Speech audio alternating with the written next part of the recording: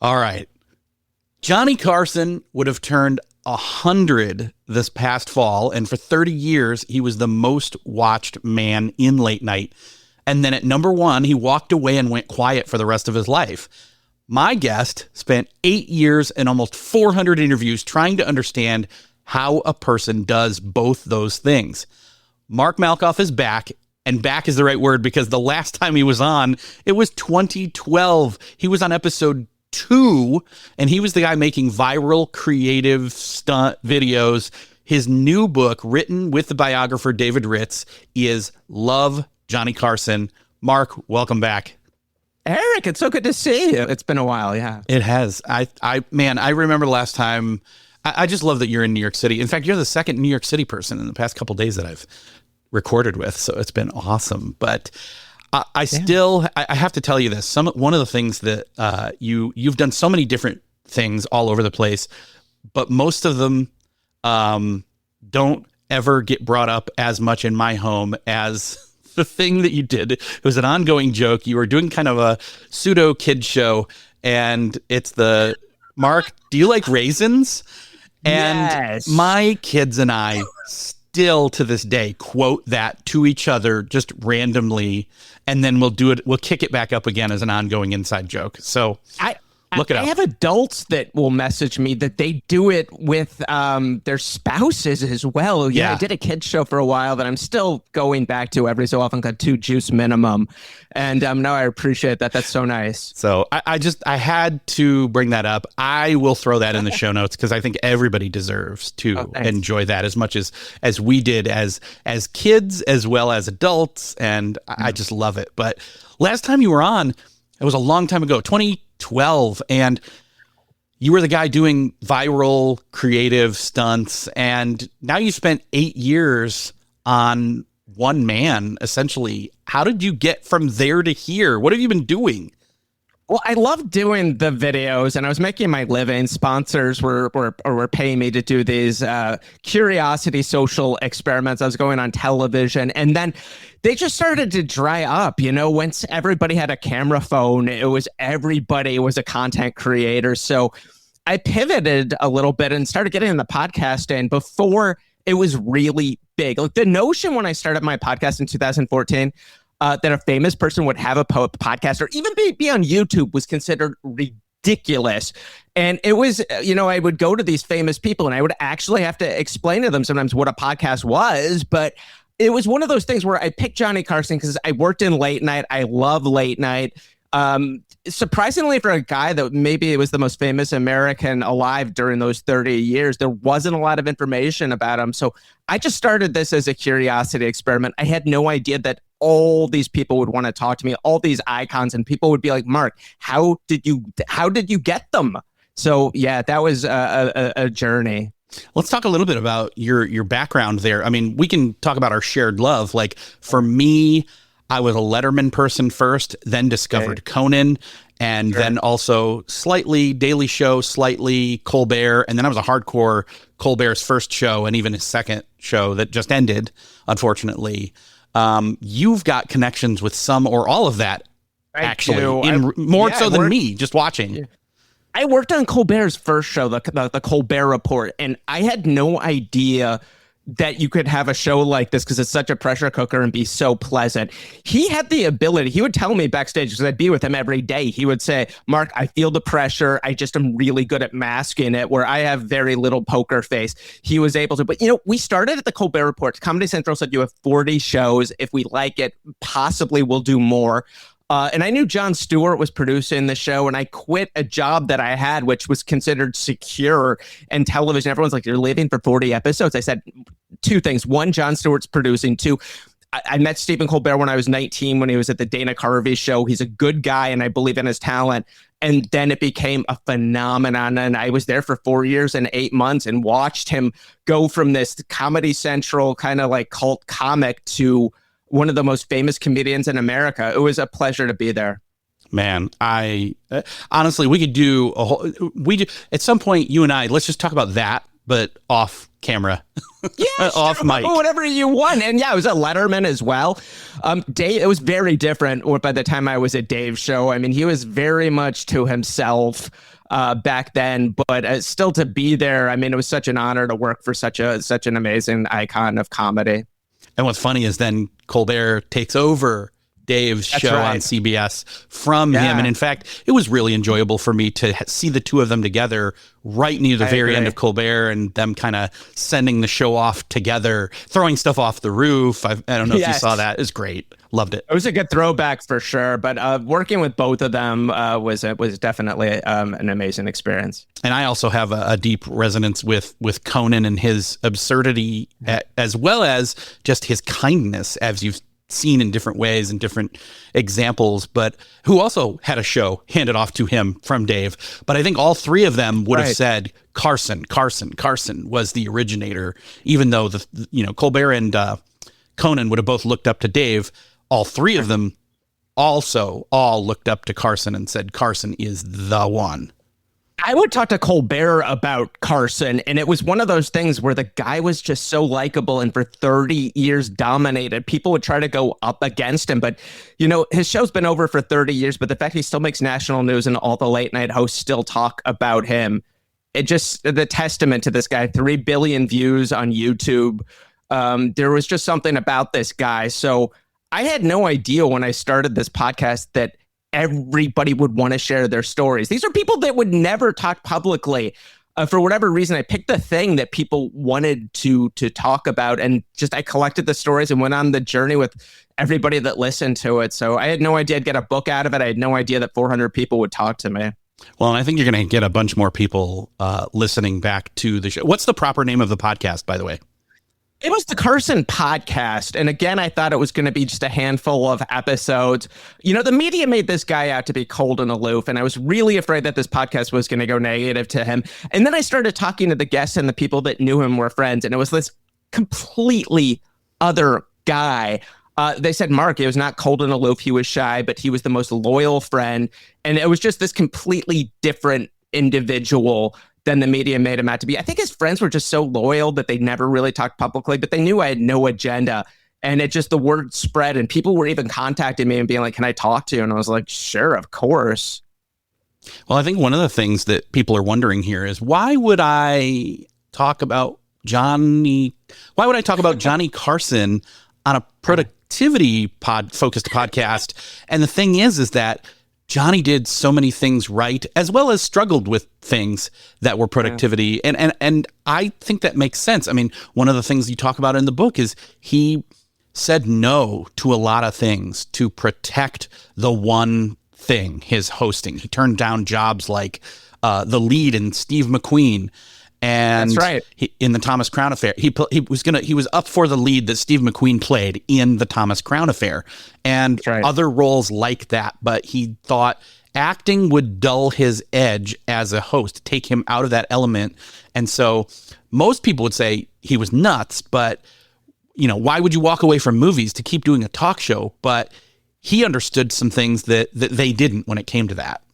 He was so focused. I think he realized to really stay number one. I mean, at one point in the late 60s in New York in his apartment, he had 4 televisions on at 11:30. He's watching his show and all his competitors, Dick Cavett, David Frost, I think Joey Bishop or Merv Griffin. And this was a guy who made it look so easy. But, he had been performing since he was 14 doing magic in Nebraska. By the time he got the Tonight Show in 1962, he's 36, well over the 10,000 hours, if you want to go with the Malcolm Gladwell theory. He was more than ready, but he had the competitive thing going. And man, if there was ever somebody that needed to be studied in terms of protecting their energy, this was the guy. I mean, the staff would say he would have sparks flying off of him, but from the moment he woke up, he was guarding his energy. Yeah, and him, watching all those TVs, it's him reviewing game footage of his competitors to keep his edge, because he's basically saying, you know, the moment you sit back, the show goes to hell. That's right. He would watch his show. He'd watch guest hosts and anything that he had to do to really get better at that show. You know, the moment he woke up, some people just think he like just strolled in the studio, but it was a 12-hour day. For the time he woke up, he was working on the monologue, reading at least 7 or 8 newspapers. People said the most well-read person they ever met in their life was this guy. He would be like Jon Stewart and actually read the books if a guest was on promoting a book. But the thing is Letterman would get there when I was there at 5 a.m. and he would be there all day. And Johnny said this would ruin my energy. So he would not want to be around people. He would maybe play tennis with a friend, but from the time he woke up, he was by himself. He knew if he had lunch with somebody, it would take his energy away. So he would roll in the office an hour or two before showtime. And that is when the staff would all say, sparks flying off of this guy. You would shake his hand. It was like shaking hands with a nuclear reactor. And he would put the time into the show. You know, Letterman would protect it as well to some extent. You know, he'd be backstage having pineapple and Hershey bars. You know, I went to Hershey High School. I'm from Hershey. But he would just that's how he would prepare. He was very superstitious, meticulous about how he protected his energy right before the show. But I think really to sustain something like that, because no one knows how exhausting it is doing the show, you had to. I mean, one of Carson's competitors said it was more exhausting than shoveling snow. I mean, routinely, the people that tried to do this would say nobody wants to be Johnny Carson. Dick Cavett said it was like going to 200 cocktail parties in a row and having to be the life of the party. I mean, it was just exhausting. And he knew that, and he paced himself accordingly. Well, not only that with his energy, but he had good people all around him. Like, yes, his producer, Peter LaSalle, who basically said Carson's rule was that I'm here to make the guests look good. And that's what made him number one, was making the guests look good. So he had to bring his full energy in order to be that kind of straight man to the jokes that the others brought. If you watch YouTube compilations and clips of all the funniest moments, it's never Johnny that's the funny one. It's him allowing and facilitating the room, running the room. That was the rule. I mean, Jay Leno's a nice man. He talked to me for the book, and I like him. But he, a lot of times, had to be funnier than the guest and outdo them. Whereas Johnny's whole philosophy is like, I'm going to make my guest look good over myself. I mean, Johnny would inevitably get the laugh eventually, but it was more important for the guest to get the laugh. And he was just so good in terms of the people that were there. And you're right, the people that were around him. But he's the only late night host I know of that would on air recognize staff members. If somebody in the special effects department did something extraordinary, he would shout them out. If there was a talent coordinator that introduced a comedian that he really liked, he would thank them on air. And that staff loyalty, I mean, this again, Steve Martin said was maybe the most famous man in America. He literally could call the White House and get the president of the United States on the phone with him right away. And yet he was still writing handwritten notes to staff members, encouraging them. And it was very uniquely Johnny. Yeah, it's that attention to detail, that personal touch, that standard of this is how we are with each other, even to the point where, and I was surprised to hear this, that he permanently banned Jerry Lewis, who was huge for screaming at a cue card guy. That's right. You have to take care of your employees, whoever you are.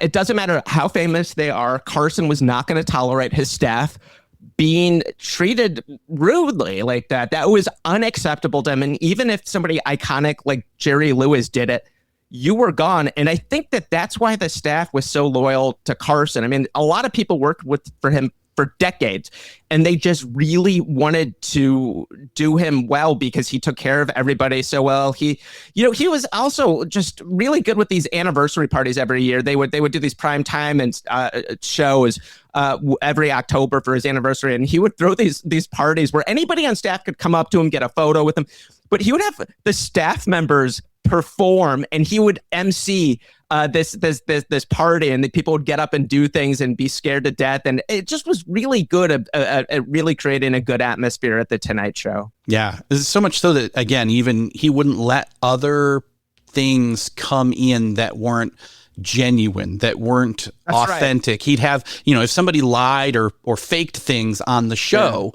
he would suss it out honestly, pretty well, and basically say, no, you're not allowed back. He had so much respect for the audience that if he knew somebody was not telling the truth, he wouldn't have them back. Or even I was on Penn Jillette from Penn and Teller's podcast, and they were going to go on Carson, but they, at the very end for the last trick, they didn't show that Teller was okay. I think he was like submerged in water. And part of the trick is that they didn't show that Teller was going to be okay. And Johnny said, I just want the audience to know he's going to be okay. And based on an artistic integrity, Penn and Teller passed. They really, now looking back, they wish that they hadn't. But Carson, wouldn't put somebody on like Pee Wee Herman early on because he's like, the audience, I don't know if they're going to know if he's a character or not. And if there were any questions, he would really take care of his audience, which was, again, very uniquely Johnny. Yeah. So he had this kind of energy and privacy on the outside, but he also had kind of a complicated interior. And I think that's where, some of the stuff from that leaked out. And, that's where the media would kind of come and, make up the stories or run with the aloofness, so to speak. Disguises in public, escaping to a boat and a plane, and secret entrances at restaurants, those kinds of things. But honestly, it's again, protecting his sanity. It's having boundaries. That's healthy. And his security. I mean, he would talk about it a little bit on The Tonight Show, but it was very, very complicated that people were going to bed with him. They thought they knew him, and they would grab him by the arm at restaurants. Johnny, come on over, meet my wife. Death threats. The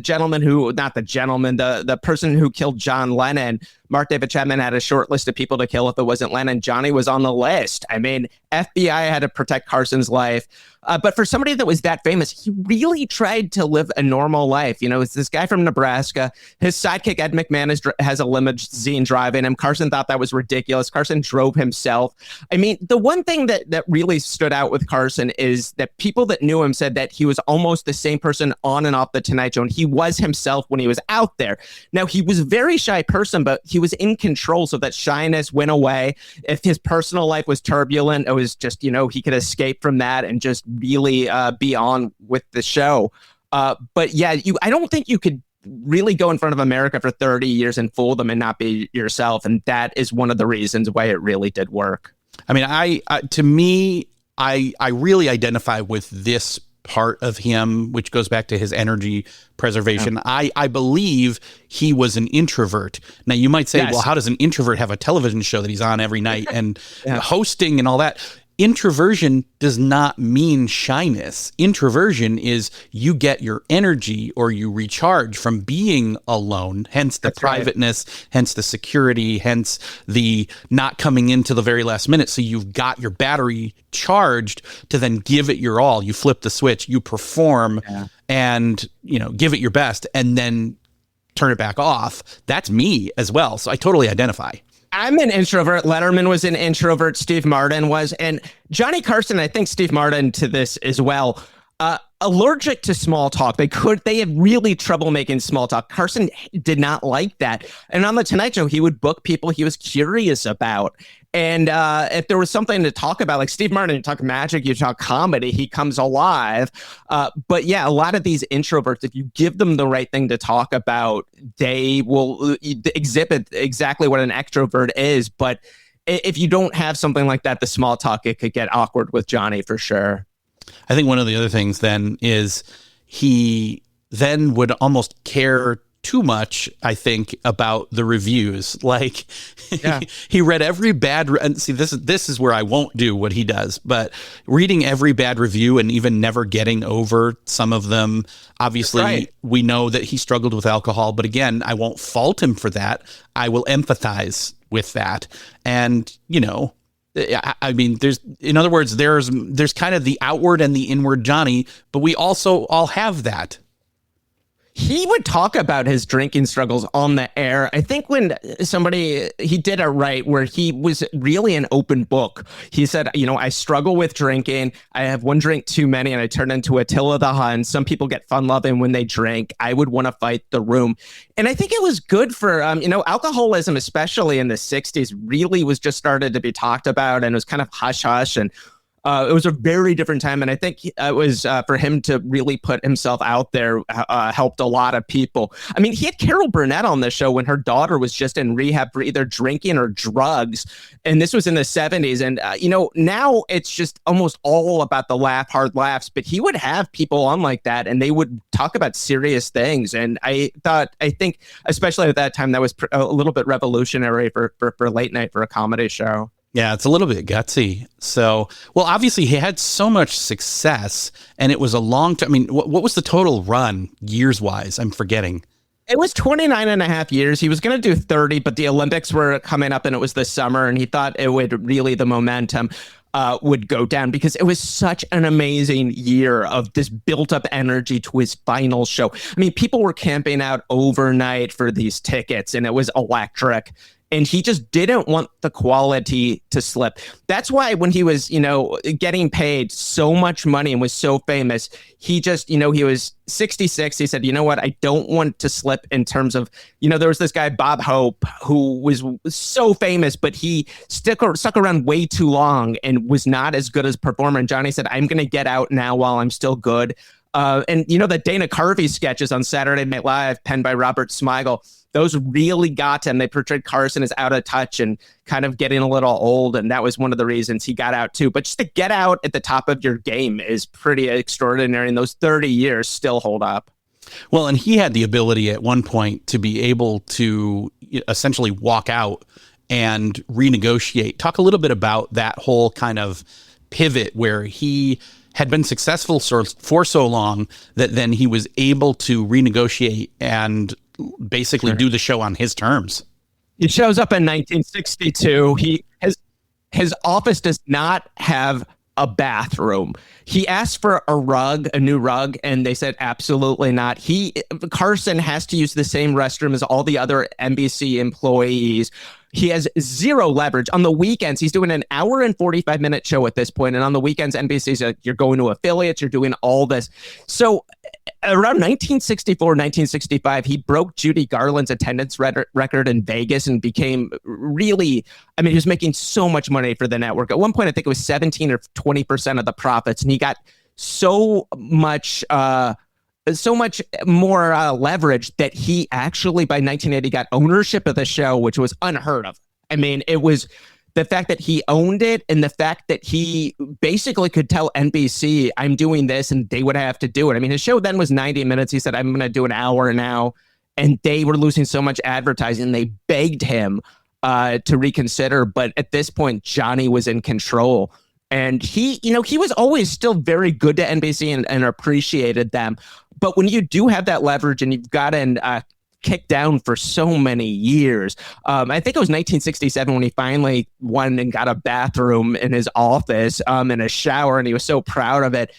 Sometimes it just takes a little bit of time to really get to that point.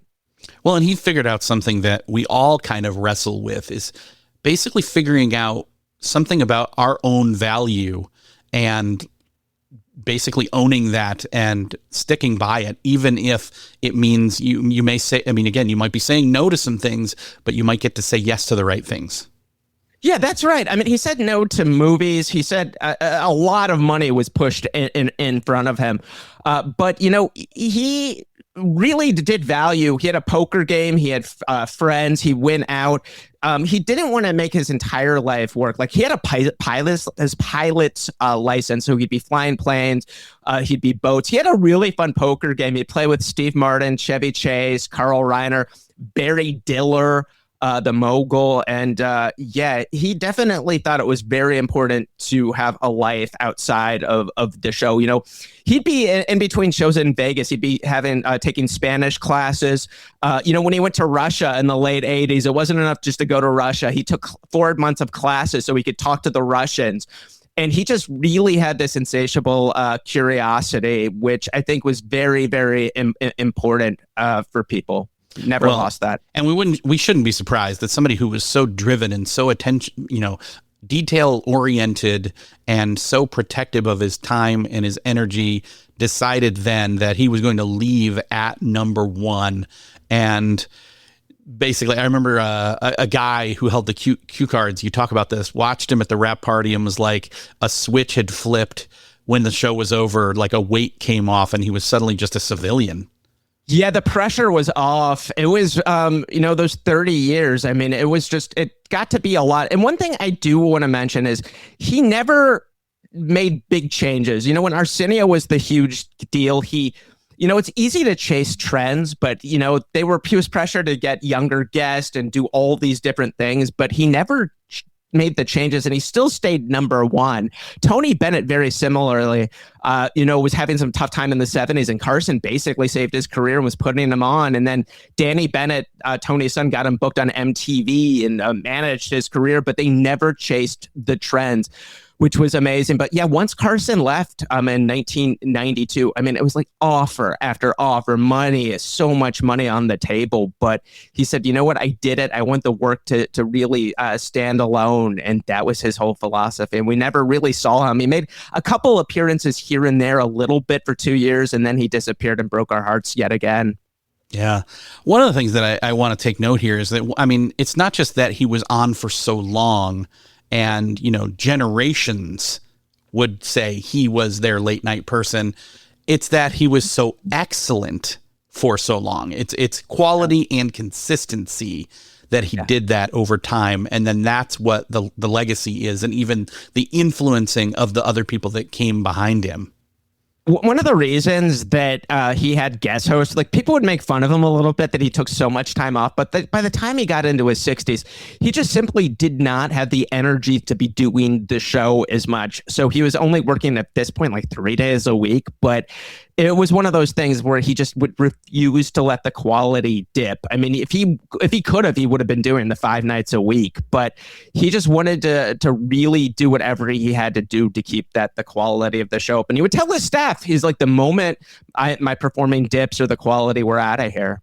I think what's key there is you can see, based on his choices for those guest hosts, Letterman being one of them, Leno as well. I have a picture of the blonde woman and I'm forgetting. Oh, Joan Rivers, maybe? Yes, Joan Rivers. Yeah. And I think there's a couple other key ones, but like, that's right. He vetted them. He knew them. He trusted them. That was also a sign. It was almost like when comedians talk about did you get the wave over from Johnny kind of a thing. Right. To be able to be asked to guest host that show is incredible. It was a big deal, and it really helped people's careers. And the only host in recent years that would do that is Jimmy Kimmel will have guest host. I think a lot of the other hosts, for whatever reason, I don't know if it's insecurity or whatever, when Letterman got his heart issues, he had guest host. But other than that, no guest host. Jay Leno told me, because I asked him about it, I said, Jay, you never did any guest host except for one. And it was Katie Couric.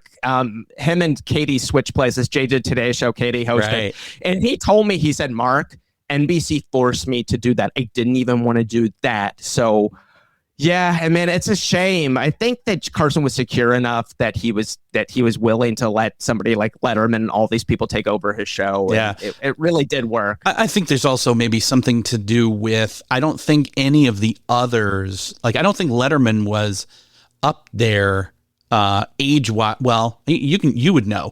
I'm just trying to think about this. I'm like, wait, none of the other hosts got up high enough in age, in their 60s plus, still doing it at the pace that Carson was, to maybe need to have, those people come in. I think Letterman in his 60s, he would have had guest host if Leno did, but they were so competitive with one another. I think that was probably one of the reasons. But Jimmy Kimmel, I think it's great that he lets people come in, and it's really fun for the audience, and he can hang out with his family. And I wish that was more of a trend. Unfortunately, this is one of those things where, and especially because now not just The Late Show being done, but also Colbert not being on the air, kind of as the last of I kind of see him as the last legacy person, even though, I mean, again, The Tonight Show still goes on. Jimmy Fallon is still doing it. I don't think it's the same thing. I also don't, I mean, it's kind of like an offshoot family tree wise now at this point, but Colbert ending kind of ends the Carson run for me ultimately, in my mind. It's very different. I got to talk to I talked to Byron Allen twice, and I got to go to his office, and he is right now in Colbert's old slot, and he basically purchased from CBS this time slot to have a show Comics Unleashed on. And it's just, network TV, the ratings go down every single year. The metrics have changed. Whether Colbert's show was, as CBS said, losing $40 million, I do not know. But yeah, it's just completely different night and day. The fact that Byron Allen has been able to do this successfully, that he's going to have this slot in the 1:30 slot at CBS for at least a year. But I do think you're right with Colbert leaving and Seth Meyers. They're like, you don't have a band anymore. It just seems that these shows are never going to probably be on the scale of a Letterman or a Carson in terms of staff members. I mean, Colbert, when he went off the air, I think 20 credited writers. I think, when Johnny Carson the most had maybe 8. I think if these shows do come back, if it's cyclical, you're just going to have less writers and just everything is just going to be more bare bones, unfortunately. Yeah, I think it's an indicator to, and we already knew this, we've known this for a long time. The landscape has changed, and people are doing podcasts now, so like us. Let's talk about you for a minute. You got Jimmy Buffett onto an independent podcast, and there's a nice symmetry there because Carson gave Buffett his big break on the Tonight Show. So walk me through this a bit for people that are looking to get like big guests, say for their YouTube or for their podcast, or just to have a collection of interviews to do something collectively, like with your book. What's your approach? I know there's a lot of different ways people can go about this. In fact, I know people get pitches and emails of pitches all the time. It sometimes takes me 3, 4, 5 hours to get somebody's email address. I knew just from Google who Jimmy Buffett's assistant was. So I had the gatekeeper's name. I finally found an email address. And sometimes I'll guess. I successfully guessed people's email addresses to get them. But you have to educate the gatekeeper. I said, Mr. Buffett, this was one of the biggest things that ever happened in his career. To my knowledge, no one has ever asked him about it. He's going to want to talk about this. And then his assistant said, not only will he do this, but Mark, he's excited to talk to you. I said, what? And Jimmy Buffett said, Mark, it was the biggest break of my career, and you're the first one that has ever asked about it. And that was it. Wow. I did my homework.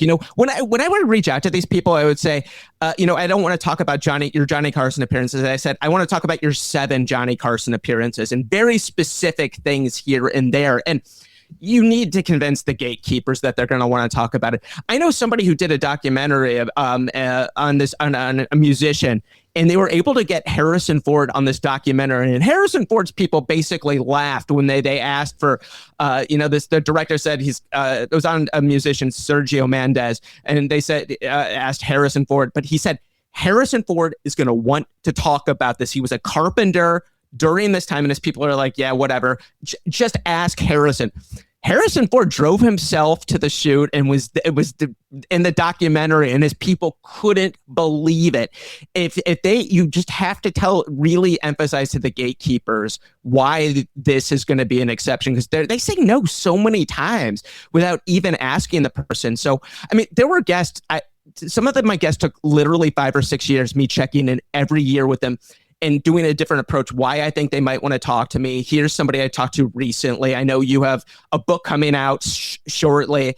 So I really tried to play the long game with some of these guests. I mean, I would go to the whitepages.com and see addresses and try to go past assistants and agents and managers, send letters. And these famous people would call me on the phone, no caller ID. And I'm like, hello? And we'd bypass that. I would sometimes...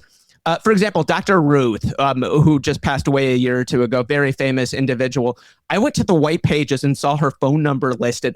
I cold called her. I hate doing it. I get nervous, but within a week, my wife, Christina, and I are in her home in New York City, and she's in an interview with me. I call her and I'm like, in my head, I'm like, I have 10 seconds to convince her why she should do this. And she was very reluctant at first. And then, I said, we have a good social media following. She said, well, will you promote my Twitter? And I said, deal, Dr. Ruth. So wow, the power of asking.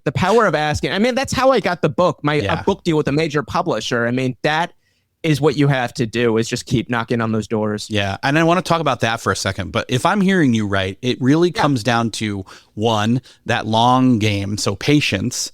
Yes. Two, doing your homework on multiple fronts to investigate the gatekeepers, the connections, the right people to talk to.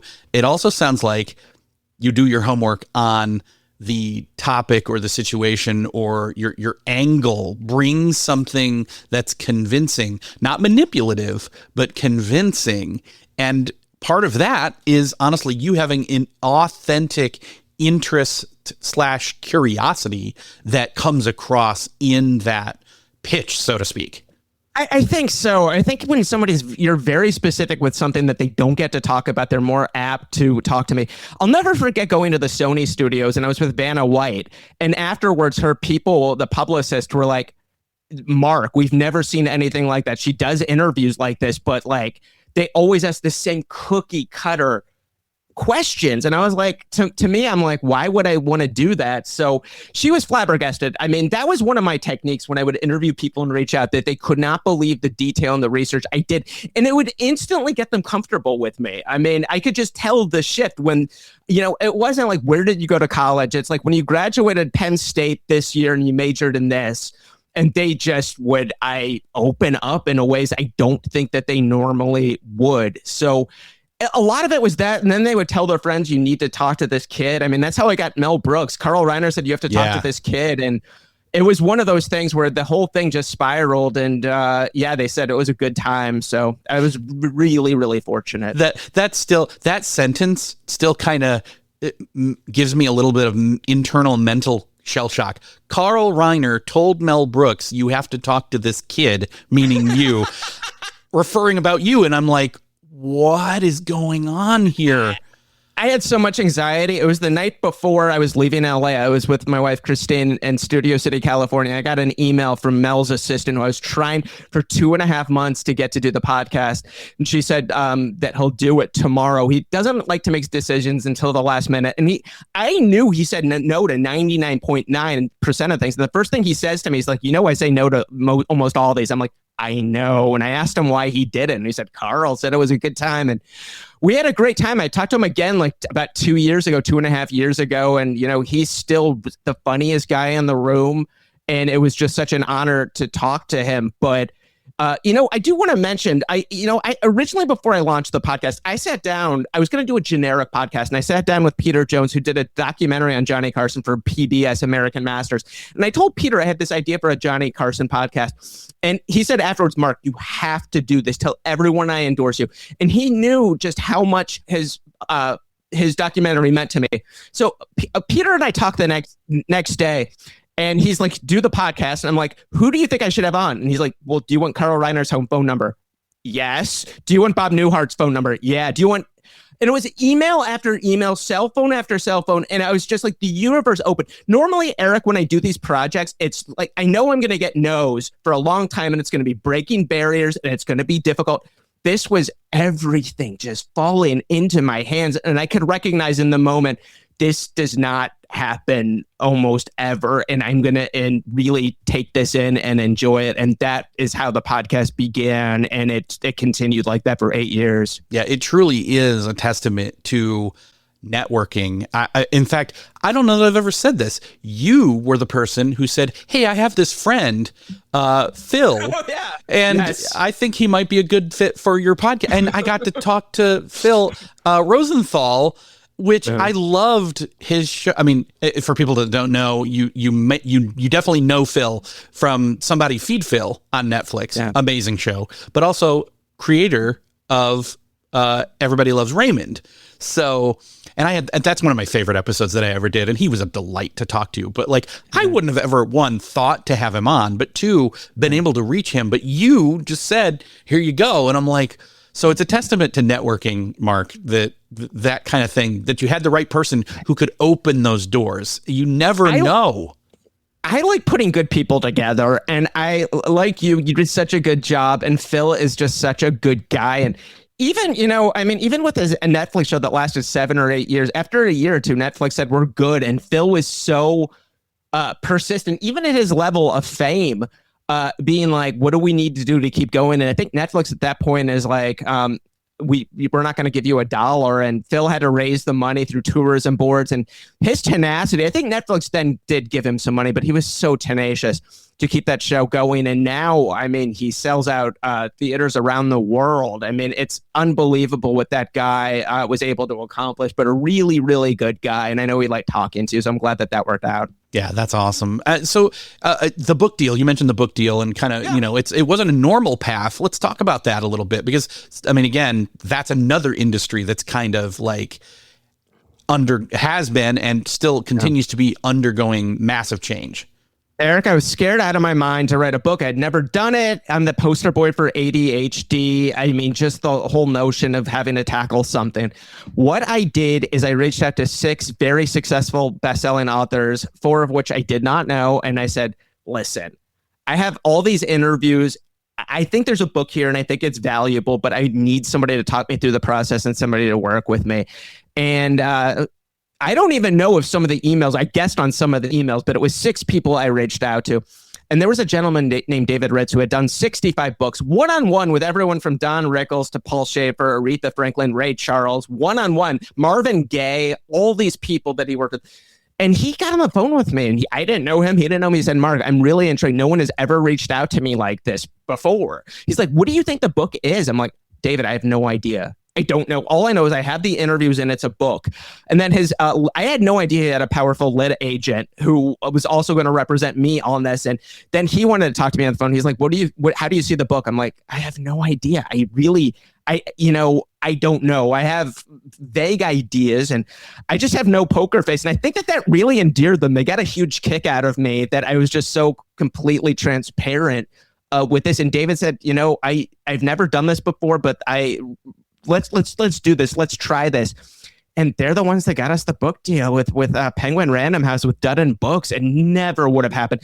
And David talked me through the process when I was, those 4 years was so sometimes overwhelmed with everything. And he was just incredible to really pull me back because I'm just so much details with the book.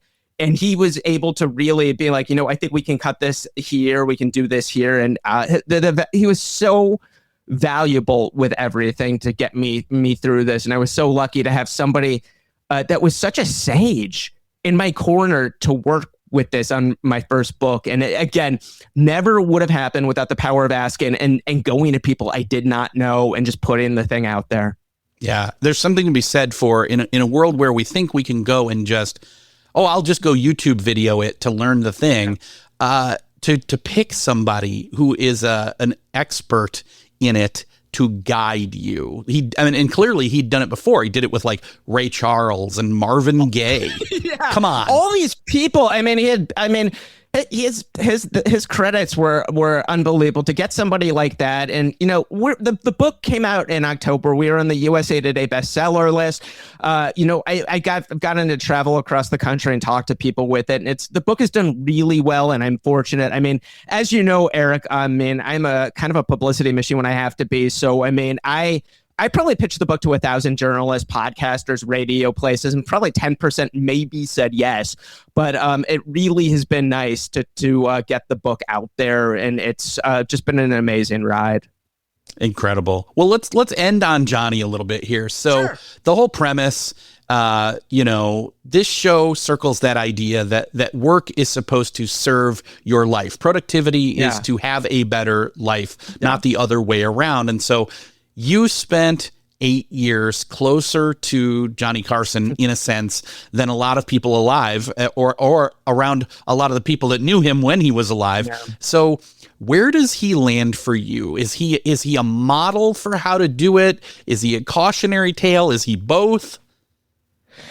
I think he is a model, is a broadcaster, and should be studied in terms of how to communicate with people, how to make people look good, how to get over with the public. I think it's the best time capsule, those 30 years of what America was like when you look back. I think there was a lot of good things about him. When he passed away, it was uncovered a year or two later that he left, it was like $150 million to charity, to a foundation. And it was the largest amount of money ever from an entertainer that, it was to homeless organizations, AIDS organizations. I mean, he just the humanity he did have for people was unbelievable. And I think that is one thing that I do admire, and that we go in the book. I mean, I could not put all the things that he did for people, that he did not want people to know, the good deeds that he did for people. It was like one thing, saving a guest's life from drugs. I mean, it was one thing after another. So I think there's a lot of good things to study there. At the same time, I think he regrets not really being there for his kids, as a lot of entertainers do, and a lot of people that are public figures. I definitely think he put all his time in the Tonight Show, and his marriage has suffered. I mean, he was married 4 times. Ed McMahon, his sidekick, 3 times. His director, 3 times. I mean, it was really, his personal life wasn't great, and I don't think that should be emulated. But in terms of being good to people, being good to your staff, and being good to people when they really needed help, I think he was a really good model in that aspect. So for somebody listening who makes things, they write, they record, they build, they shoot things, what's the single thing from Carson's 30 years you'd want them to carry out the door here? I think curiosity, 100%. Follow the curiosity. Every time I have gone on national television or had a successful thing, whether there is a book or a video, it's complete curiosity. I think his show was, he had so many guests where he would put them on, and they became superstars because he was curious about them, whether it's authors or musicians, people that normally wouldn't get booked.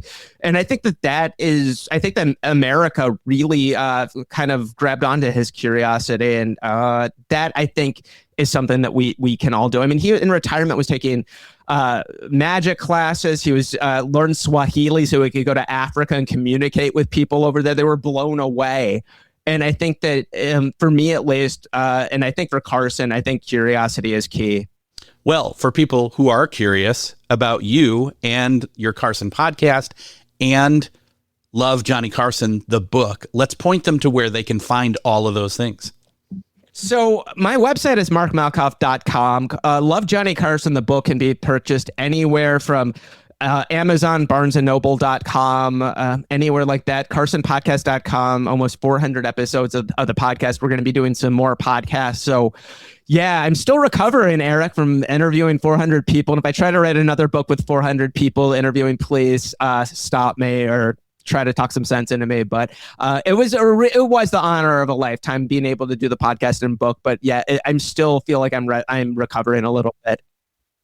Well, hopefully you will recover. And again, you put some boundaries in there. That's, hey, don't go into the office as much, although you do a lot from home and everything. But Mark, great talking with you as usual. And I can't wait to see what you're going to do next. But keep doing what you're doing, because it's always fun. It's always interesting. And I would love to have you back again soon. Oh, thanks, Eric. I'd like that.